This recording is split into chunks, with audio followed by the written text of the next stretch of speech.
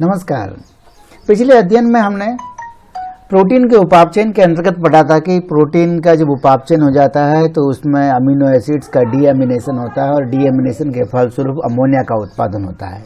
जैसा कि हम सभी जानते हैं, अमोनिया एक विषैला पदार्थ है जिसे अधिक देर तक शरीर में नहीं रोका जा सकता। अमोनिया का जो निष्कासन बहुत ही आवश्यक होता है। तो यकृत कोशिकाओं में और जो वृक्क की कोशिका हैं, उन कोशिकाओं के अंदर डीएमिनेशन के फलस्वरूप उत्पन्न हुई जो अमोनिया होती है, उस अमोनिया को बाहर निकालने के लिए जंतुओं में विभिन्न प्रकार की युक्तियां पाई जाती हैं। इन युक्तियों में अमोनिया जो जलीय जंतु है उसमें सामान्यतः विसरण की क्रिया के द्वारा बाहर निकाल दिया जाता है, इसलिए इस प्रकार के जो जंतु होते हैं वो अमोनोटैलिक कहलाते हैं। लेकिन स्थलीय वातावरण में रहने वाले जंतु अमोनिया की जो विषाक्तता है वह अत्यधिक होती है। अमोनिया की विषाक्तता को कम करने के लिए ये अमोनिया को यूरिया में परिवर्तित कर देते हैं और अमोनिया को यूरिया में परिवर्तित करने के लिए जो इन स्थलीय स्तनधारियों या अन्य सभी जीवों में जो चक्र चलता है वो ऑर्निथिन चक्र कहलाता है।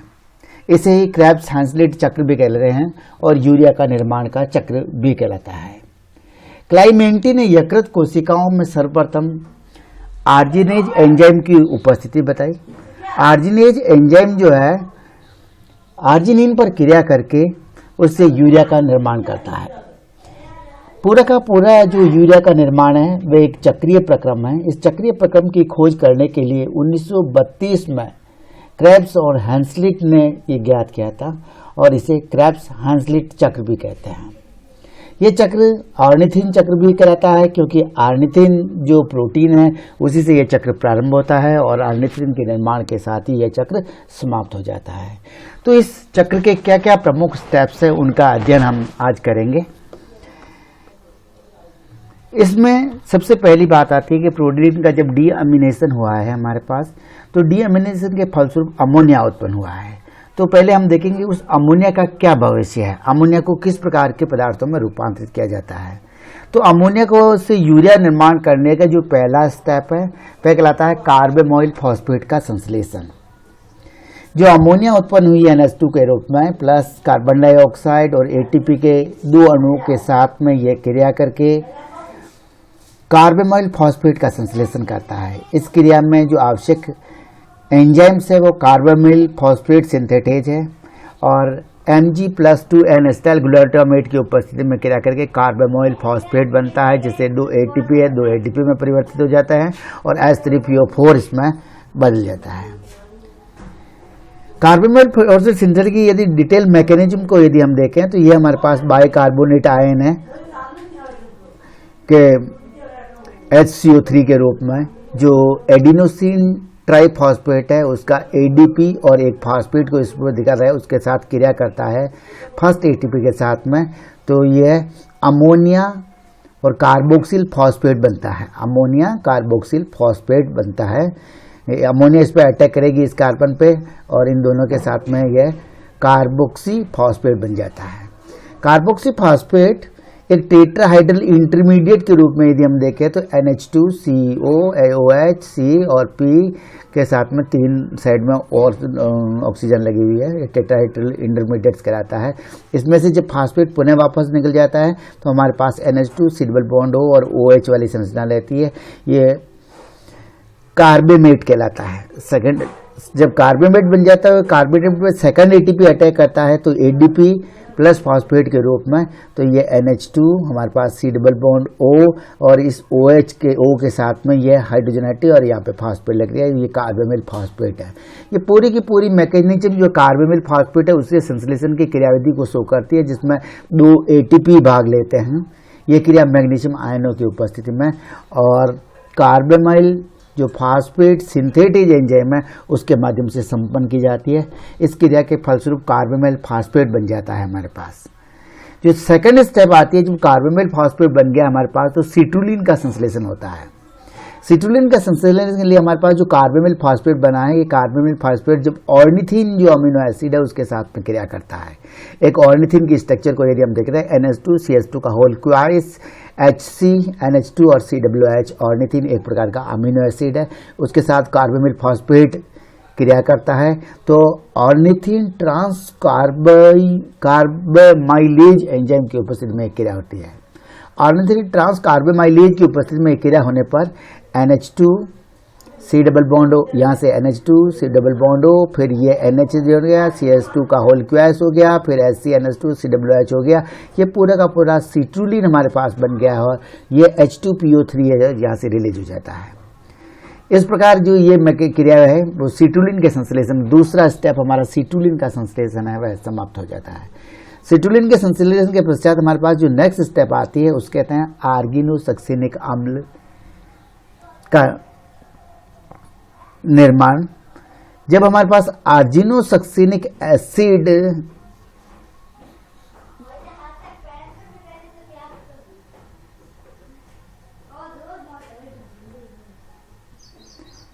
सिट्रुलिन बन गया हमारे पास और सिट्रुलिन से आर्गिनोसक्सिनिक अम्ल का संश्लेषण होता है, तो सिट्रुलिन सबसे पहले किससे क्रिया करता है? एस्पार्टिक एसिड से क्रिया करता है। सिट्रुलिन एस्पार्टिक एसिड से क्रिया करेगा। इस क्रिया में जो एंजाइम है वो आर्जिनोसक्सिनेट सिंथेटेज कहलाता है। मैग्नीशियम आयन और एटीपी के साथ में ये क्रिया होती है। तो यहाँ पर एटीपी जो क्रिया करता है तो इसमें से जो फॉस्फेट रिलीज होता है वो 2 फॉस्फेट एक साथ रिलीज हो जाता है, इसलिए ये AMP प्लस PPI के रूप में बाहर निकल जाता है और पूरा का पूरा ये जो कॉम्प्लेक्स बन जाता है वो आर्जिनोसक्सिनिक अम्ल कहलाता है।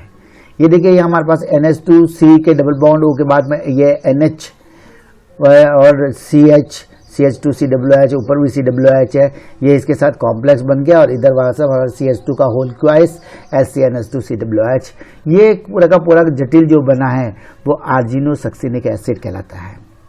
ये आर्जिनोसक्सिनिक एसिड की क्रिया को कंप्लीट हो जाने के पश्चात चौथी स्टेप हमारे पास आती है। इस स्टेप में आर्गिनोसक्सिनिक अम्ल का पुनः विदलन होता है।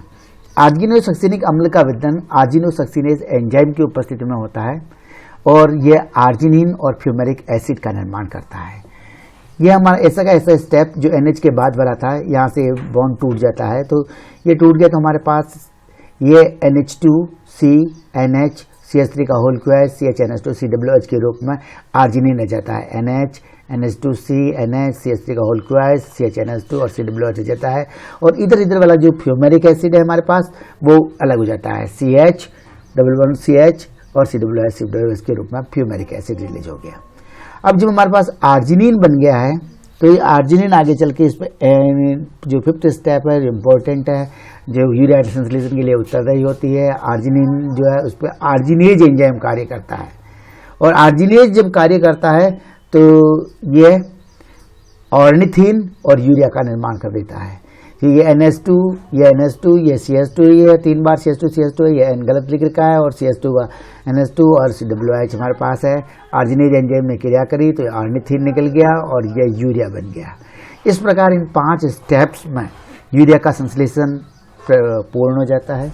इन 5 स्टेप्स को हम वापस मेमोराइज कर सकते हैं। पहली स्टेज है कार्बामाइल फॉस्फेट का सिंथेटेज है। दूसरी स्टेप में हमने देखा सिट्रुलिन का संश्लेषण है। तीसरी स्टेप में हमारे पास है आर्गिनोसक्सिनिक एसिड का संश्लेषण है।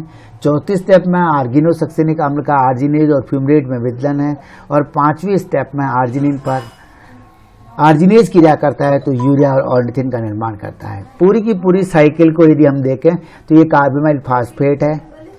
कार्बामाइल फॉस्फेट जो है ये हमारे पास है ऑर्निथिन उसके साथ क्रिया करेगा तो ये सिट्रुलिन बन गया। सिट्रुलिन एस्पार्ट से क्रिया करेगा। आर्गिनोसक्सिनिक एसिड बन गया, इसका विदलन होने पर फ्यूमरेट और आर्जिनिन निकल गया। आर्जिनिन पर आर्जिनेज क्रिया करेगा तो ये यूरिया निकल गया और ऑर्निथिन वापस बच गया है।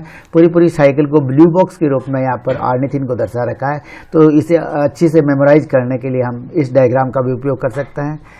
और इससे यदि हम आगे देखें तो यहाँ भी हम इसको देख लेते हैं। मॉलिक्यूलर मैकेनिज्म यदि हम यूरिया साइकिल की देखें कंप्लीट तो जो यहाँ पर सारे मॉलिक्यूल्स की मॉलिक्यूलर स्ट्रक्चर में दिखाई देती है। ये कार्बामाइल फॉस्फेट है।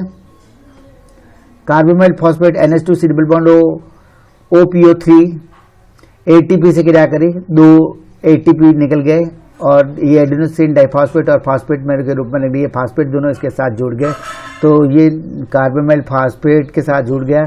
इधर हमारे पास अल्फा कीटोग्लूट्रेट है C double bond C double bond O CH2 C double O, ये अमोनिया NH3 के साथ क्रिया करी, इधर ये ग्लूटामिक एसिड ग्लूटामेट बन गया, ग्लूटामिक एसिड ग्लूटामेट सेल्स से बाहर निकला, ये ग्लूटामेट बाहर आया और ये अमोनिया रिलीज होने का मैकेनिज्म यहाँ बता रखी है।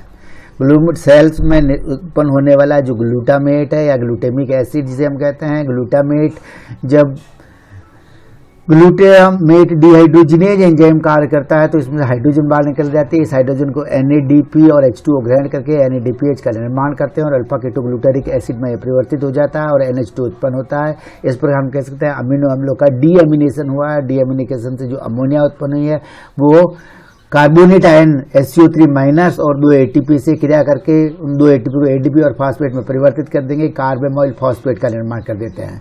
जब कार्बामाइल फॉस्फेट हमारे पास बन गया है तो इस कार्बामाइल फॉस्फेट जो होता है उसमें ऑर्निथिन ट्रांस कार्बोमाइलेज काम करेगा। ऑर्निथिन ट्रांस कार्बोमाइलेज इस पर काम करेगा। ऑर्निथिन के साथ कार्बामाइल फॉस्फेट दोनों रिएक्शन करके सिट्रुलिन का निर्माण कर देते हैं। यह NH2 C double bond ONH CH2 CH C double O minus और NH3 प्लस, यह सिट्रुलिन बन गया है।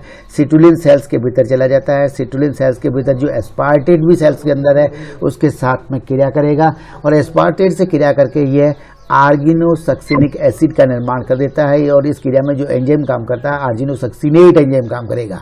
ये आर्जिनोसक्सिनेट सिंथेटेज एंजाइम है। यहाँ पे भी ATP क्रिया करेगा लेकिन यहाँ पायरोफॉस्फेट रिलीज होएगा और ये आर्जिनोसक्सिनेट जो बन गया हमारे पास तो इसका फिर नेक्स्ट स्टेप में आर्जिनोसक्सिनेट का क्लीवेज हो जाता है। इस पर एंजाइम काम करेगा आर्जिनोसक्सिनेट लाइगेज एंजाइम काम करेगा। लाइस आर्जिनोसक्सिनेट लाइगेज जिसे फ्यूमरेट में और आर्जिनिन में तोड़ देगा। आर्जिनिन एक अमीनो एसिड है जिस पर आर्जिनेज एंजाइम काम करेगा। इसका जलापटन होगा तो ये ऑर्निथिन में बदल जाएगा और सेल्स के भीतर इस प्रकार यूरिया के उत्पन्न होगी। NH2 C double bond O और NH2 नामक यूरिया उत्पन्न हो जाएगा। तो इन स्लाइडों के माध्यम से हमने यूरिया साइकिल को देखा है कि यूरिया का संश्लेषण जो है वो किस प्रकार होता है सेल्स में। अब जो नेक्स्ट स्टेप हमारी आती है, जब हमने यूरिया को संश्लेषित कर दिया है तो इसी यूरिया साइकिल को CD रूप में दर्शाने के लिए ये डायग्राम है। ये हमारे पास ग्लूटामेट है और ये अल्फा कीटोग्लूटारेट है, दोनों आपस में क्रिया करते हैं तो ये बना देते हैं। इस ग्लूटामेट से NH2 आयन बाहर निकल जाते हैं और ये अल्फा कीटोग्लूटारिक बन गया। जो NH2 आयन बने हैं वो कार्बामाइल फॉस्फेट बनाते हैं। ATP SCO3 और ADP से क्रिया करके कार्बामाइल फॉस्फेट ऑर्निथिन से क्रिया करता है, सिट्रुलिन बनाता है और सिट्रुलिन जो होता है वो आर्जिनोसक्सिनेट सिंथेटेज बनाता है। एस्पार्टेट से क्रिया करके आर्जिनोसक्सिनिक एसिड बन गया तो आर्जिनोसक्सिनेट लाइगेज काम करता है, इसको आर्जिनिन और फ्यूमरेट में तोड़ देता है और आर्जिनिन इस पर आर्जिनेज काम करेगा तो ये इसको यूरिया और ऑर्निथिन में तोड़ देगा। ये दूसरी प्रकार से स्क्रैप साइकिल यानी ये जो यूरिया साइकिल है उसका निरूपण कर रखा है। ये तो हमने देख लिया है कि जो अमोनिया है वो विषैला पदार्थ थी, उसको यूरिया में कन्वर्ट कर दिया और यूरिया जो है यूरिन के रूप में शरीर से बाहर निकाल दिया जाता है। अब इसके बाद आती है कि हमारे पास जो यूरिया तो अमोनिया के रूप में अमोनिया तो यूरिया के रूप में निकल गई तो हमारे पास बढ़ गया अल्फा कीटोग्लूटारिक एसिड जो कार्बन हाइड्रोजन और ऑक्सीजन से मिलकर के बना होता है। इसी प्रकार जो जितने भी कीटो एसिड्स बने होते हैं वो कार्बन का जो कंकाल होता है उस कार्बन का कंकाल का क्या फ्यूचर होएगा तो उसके बारे में भी हम बात कर लेते हैं। जो कार्बन का कंकाल है हमारे पास वो कार्बन का कंकाल जो है या तो एसिटाइल, ये देख लीजिए यहाँ पे इसने ग्लूकोज का बता रखा है कि जितने भी अमीनो एसिड्स हैं वो सारे के सारे अमीनो एसिड्स जो होते हैं वो इस प्रकार से एसिटाइल को एंजाइम में या पायरुविक एसिड्स में, ऑक्सैलोएसिड एसिड्स में, फ्यूमेट में, मेलेट में, सक्सिनेट में, सक्सिनिक एसिड में, अल्फा कीटोग्लूटारिक एसिड में या साइट्रेट में परिवर्तित हो जाते हैं। तो ये हमारे पास एक ग्लूकोज जो ग्लाइकोलाइसिस के फलस्वरूप पायरेट का मॉलिक्यूल बना। इसी तरह से अमीनो एसिड्स का बात करें तो हमारे पास alanine, glycine, glycine, cysteine, serine और थ्रियोनिन जो अमीनो एसिड्स हैं वो पायरुवेट का निर्माण करेंगे। एलानाइन, सिस्टीन, ग्लाइसिन, सेरिन और थ्रियोनिन पायरुवेट का निर्माण करते हैं और phenylalanine, tyrosine, leucine, lysine, tryptophan और आइसोल्यूसिन जो होते हैं वो एसिटाइल कोएंजाइम का निर्माण करते हैं। अब एस्पार्टिक एसिड और एस्पार्जिनेज की बात करें तो वो ऑक्सैलोएसिटिक एसिड बनाते हैं। यदि फिनाइलएलेनाइन, टायरोसिन फ्यूमरेट बनाते हैं ठीक इसी तरह आइसोल्यूसिन, मिथ्योनिन और वेलिन सक्सिनाइल को एंजाइम में बनाते हैं। आर्जिनिन, हिस्टिडीन और जो ग्लूटामाइन है वो प्रोलीन और ग्लूटामिक एसिड बनाते हैं। आर्जिनिन, हिस्टिडीन, ग्लूटामेट, प्रोलीन और ग्लूटामिक एसिड जो मिलकर अल्फा कीटोग्लूटरेट बनाते हैं। तो जितने अमीनो एसिड्स हमारे पास थे 20 या 22 प्रकार के जो अमीनो एसिड है वो सारे के सारे अमीनो एसिड कीटो एसिड्स में परिवर्तित हो गए, यानी कि कार्बन के कंकाल में परिवर्तित हो गए। ये कार्बन के कंकाल्स में से जो एसिटाइल कोएंजाइम ए बने हैं वो एसिटाइल कोएंजाइम ए के दो अणु आपस में जुड़ करके इसमें से कोएंजाइम बाहर निकल जाएगा, थायोलेज एंजाइम की उपस्थिति में क्या होगी और ये एसिटो एसिटाइल कोएंजाइम ए का निर्माण करते हैं। एसिटो एसिटाइल कोएंजाइम ए से फिर जब एसिटाइल कोएंजाइम ए रिएक्ट करता है तो फिर कोएंजाइम ए बाहर निकल दिया, जल की उपस्थिति में ये क्रिया होती है। यहाँ HMG coenzyme A synthetase enzyme है, ये रेगुलेटरी एंजाइम के रूप में कार्य करता है और यह बना देता है बीटा समूह पे हाइड्रोक्सी बीटा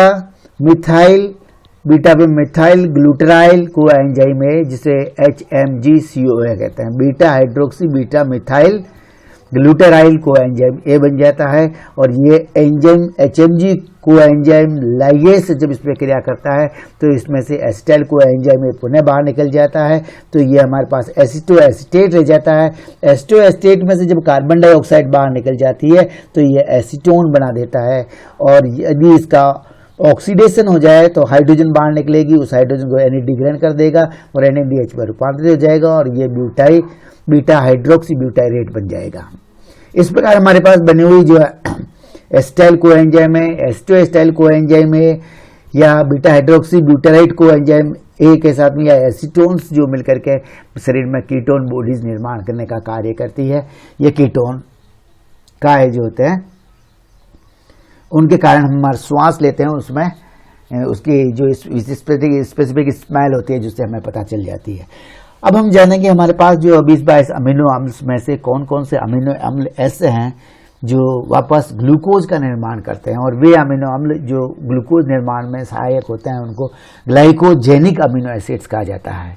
अभी ऊपर हमने कीटोन बॉडीज निर्माण की क्रिया को पढ़ी, तो जो अमीनो एसिड्स कीटोन बॉडीज को बनाता है उसे कीटोजेनिक अमीनो एसिड्स कहा जाता है। कुछ ऐसे भी अमीनो एसिड्स हैं जो कीटोन बॉडीज भी बनाते हैं और ग्लूकोज के निर्माण को भी प्रेरित करते हैं, तो इनको कीटोजेनिक और ग्लाइकोजेनिक दोनों में रखा जाता है। तो 12 या 13 ऐसे अमीनो एसिड्स हैं जो ग्लूकोज का निर्माण करने में महत्वपूर्ण भूमिका निभाते हैं। तो उनका नाम यदि हम देखें तो हमारे पास एक lysine, alanine, glutamic acid, cysteine, threonine, proline, hydroxyproline, asparagine, valine, histidine, arginine और मिथ्योनिन जो अमीनो एसिड्स है वो ग्लाइकोजेनिक अमीनो एसिड्स है।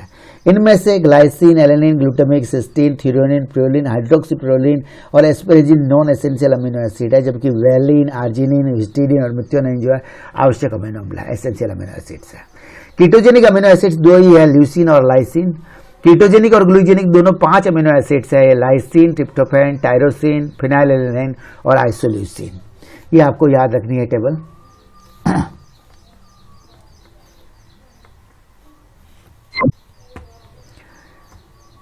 अब ये डेफिनेशन मैं आपको बताई दी कौन कौन से अमीनो एसिड्स है, तो जो ग्लूकोजेनिक और कीटोजेनिक दोनों है, तो इसमें 5 आते हैं, लाइसिन, ट्रिप्टोफैन, टायरोसिन, फिनाइलएलेनाइन और आइसोल्यूसिन। जो कीटोजेनिक है उनके बारे में बता दिया है, जो एसिटाइल कोएंजाइम ए या एस्टोएसिटाइल कोएंजाइम में परिवर्तित होते हैं, ये कीटोजेनिक एसिड्स बनाते हैं। कीटोन बॉडीज के निर्माण के लिए ये उत्तरदायी हैं। ल्यूसीन और लाइसिन जो है इसके लिए निर्माण करने के लिए उत्तरदायी है। ग्लूकोजेनिक अमीनो एसिड जो पायरुविक एसिड का निर्माण करते हैं, ये अल्फा कीटोग्लूटरिक एसिड बनाते हैं, सक्सिनाइल कोएंजाइम एसिड बनाते हैं, फ्यूमेरिक एसिड बनाते हैं या ऑक्सैलोएसिटिक एसिड में विघटित होते हैं, उनको ग्लूकोजेनिक अमीनो एसिड कहलाते हैं। ग्लूकोज का निर्माण करने में कर सकते हैं ये glycine, alanine, valine, arginine, glutamic acid, cysteine, histidine, asparagine, threonine, proline, methionine और हाइड्रोक्सीप्रोलीन इस प्रकार के अमीनो एसिड्स हैं। सारे के सारे अमीनो एसिड्स का जो हम कौन कौन सा अमीनो एसिड किस किस को निबंधित कर रहे हैं तो इस डायग्राम से हम अच्छे से समझ सकते हैं। एक बार फिर रिपीट करके बताता हूँ। एलेनिन, सिस्टीन, ग्लाइसिन, सेरिन और थ्रियोनिन पायरुवेट बनाते हैं। एस्पार्टिक एसिड और एस्पेरेजिन जो है ऑक्सैलोएसिटेट बनाते हैं। फिनाइलएलेनाइन और टायरोसिन फ्यूमेरेट बनाते हैं। आइसोल्यूसिन, मिथ्योनिन और वैलिन सक्सिनाइल कोएंजाइम बनाते हैं। आर्जिनिन, हिस्टिडीन, ग्लूटामिन, प्रोलीन और ग्लूटामिक एसिड जो अल्फा कीटोग्लूटेट बनाते हैं। यहाँ से मैं जहाँ एरो घुमा रहा हूँ ये सारे के सारे ग्लूकोजेनिक अमीनो एसिड्स हो गए। इधर अब कीटोन बॉडीज का निर्माण ये एसिटाइल कोएंजाइम का बनाने वाले phenylalanine, tyrosine, leucine, lysine, tryptophan और आइसोल्यूसिन है जो कीटोन बॉडीज का निर्माण करते हैं, इसलिए ये कीटोजेनिक अमीनो एसिड्स हो गए। तो ये कीटोजेनिक अमीनो एसिड हो गए। अब इस कार्बन जो कंकाल है उन अमीनो एसिड्स को वापस किस प्रकार से रूपांतरित करते हैं, तो सबसे पहले ऑक्सिलो एसिटिक एसिड को बनाने वाले अमीनो अम्ल एस्पार्टिक एसिड और एस्पैरेजिन 2 अमीनो एसिड है। ऑक्सिलो एसिटिक एस्पार्टिक एसिड तो सीधा ट्रांसअमीनेज के द्वारा जो पायरुविक एसिड से क्रिया करेगा, तो ये पायरुविक एसिड एलेनिन बन जाएगा और aspartic acid oxalo acetic acid बना देगा। लेकिन एस्पैरेजिन पर एस्पैरजिनेज काम करेगा, तो ये क्या करेगा, इसमें से अमोनिया को बाहर निकाल देगा, ये एस्पार्टिक एसिड बन जाएगा। ठीक है, ये मैकेनिज्म के माध्यम से एस्पैरेजिन और एस्पार्टिक एसिड जो ऑक्सिलो एसिटिक एसिड का निर्माण करते हैं, ये ट्रांस अमीनेज नामक क्रिया के माध्यम से हो जाता है। दूसरा, अल्फा कीटोग्लूटरिक एसिड बनाने वाले अमीनो एसिड्स को यदि हम देखें तो ये इतने सारे अमीनो एसिड है, ग्लूटामाइन है, प्रोलीन है, आर्जिनिन है और हिस्टिडीन है। ग्लूटामाइन, प्रोलीन, आर्जिनिन और हिस्टिडीन ये सारे के सारे कन्वर्ट होकर ग्लूटामिक एसिड बनाएंगे। ग्लूटामिक एसिड अमीनो एसिड है, ये कीटो एसिड पायरुविक एसिड से क्रिया करेगा, तो पायरुविक एसिड को एलेनिन में परिवर्तित कर देगा और glutamic acid alpha ketoglutaric acid का निर्माण कर देगा। ये भी ट्रांसअमीनेजन की प्रक्रिया है। तो अल्फा कीटोग्लूटरिक एसिड बनाने वाले अमीनो अम्ल हमारे पास है ग्लूटामिक एसिड, प्रोलीन, आर्जिनिन और हिस्टिडीन। ये ग्लूटामिक एसिड बनाते हैं और फिर अल्फा कीटोग्लूटरिक एसिड का संश्लेषण करते हैं। तीसरे हेड के रूप में हमारे पास ऐसे अमीनो एसिड्स आते हैं जो पायरुविक एसिड का निर्माण करते हैं। जो सिंपलेस्ट प्रकार के जो साइड चेन वाले जिनमें OH समूह लगा है, SH लगा है या मिथाइल समूह लगा है, इस प्रकार के जो अमीनो एसिड्स होते हैं वो पायरुविक एसिड का निर्माण करते हैं। इसमें हमारे पास देखिए एलेनिन है, थ्रियोनिन है, ग्लाइसिन है और सिस्टाइन है। तो थ्रियोनिन जो होता है वो पहले ग्लाइसिन में परिवर्तित हो, ग्लाइसिन सेरिन में और सेरिन पायरुविक एसिड में, एलेनाइन सीधा ही पायरुविक एसिड में और सिस्टाइन जो होता है सिस्टीन में परिवर्तित होकर पायरुविक एसिड में परिवर्तित हो जाता है। तो ये एलेनिन, थ्रियोनिन, ग्लाइसिन और सिस्टाइन जो अमीनो एसिड्स है वो पायरुविक एसिड का निर्माण करते हैं। इसी तरह से सक्सिनाइल कोएंजाइम ए वालों को यदि हम देखें तो मिथियोनिन, आइसोल्यूसिन और वेलिन जो अमीनो एसिड्स है वो सक्सिनाइल कोएंजाइम ए का निर्माण करते हैं। प्रोपियोनाइल कोएंजाइम ए मिथियोनाइल और आइसोल्यूसिन प्रोपियोनाइल कोएंजाइम ए बनाते हैं, जो मिथाइल समूह निकल गया, वेलिन में मिथाइल निकल गया, ये सक्सिनाइल कोएंजाइम ए या मेलानिन कोएंजाइम ए का निर्माण कर देते हैं। लास्ट में जो कीटोजेनिक अमीनो एसिड्स है उसके बारे में ये कहता है कि एस्टाइल कोएंजाइम या एस्टोएस्टाइल कोएंजाइम ए को बनाने वाले जितने भी अमीनो एसिड्स होते हैं पायरुविक एसिड में परिवर्तित हो जाता है, तो एस्टाइल कोएंजाइम बना सकते हैं। ऐसे अमीनो जो है एलेनाइन, सिस्टीन, ग्लाइसिन, हाइड्रोक्सीप्रोलिन, सेरिन और थ्रियोनिन है। इनके अतिरिक्त 5 अमीनो अम्ल ऐसे भी है जो एस्टाइल कोएंजाइम ए भी बनाते हैं और बिना पायरुविक अम्ल बनाए ही करते हैं, जैसे फिनाइलएलेनाइन, टायरोसिन, ट्रिप्टोफैन, लाइसिन और ल्यूसीन। जैसे हम पहले भी लिख चुके हैं या पढ़ चुके हैं कि ल्यूसीन जो ऐसा है कीटोजेनिक अमीनो एसिड है जो कीटोन का है या एसिटोएस्टिक अम्ल में परिवर्तित हो जाता है। तो इस अध्याय में हमने जो हमारे टॉपिक कार्बन का कंकाल है और अमोनिया का जो भविष्य है, कार्बन कंकाल का जो भविष्य है, उसका कंप्लीट अध्ययन कर लिया है। मैं सोचता हूँ कि ये पूरा का पूरा टॉपिक BSc की कक्षाओं के लिए सभी छात्रों के लिए उपयोगी रहेगा। इसलिए मैं आपको आपके सहयोग, आपके उन्नयन के लिए मैं इसको YouTube पे अपलोड कर देता हूँ। एक बार बहुत बहुत पुनः आपका हृदय से आभार और बहुत बहुत धन्यवाद आपको कि मेरे वीडियो ट्यूटोरियल चैनल पर आपका जो सहयोग हमें मिलता है हमेशा इसी प्रकार मिलता रहेगा।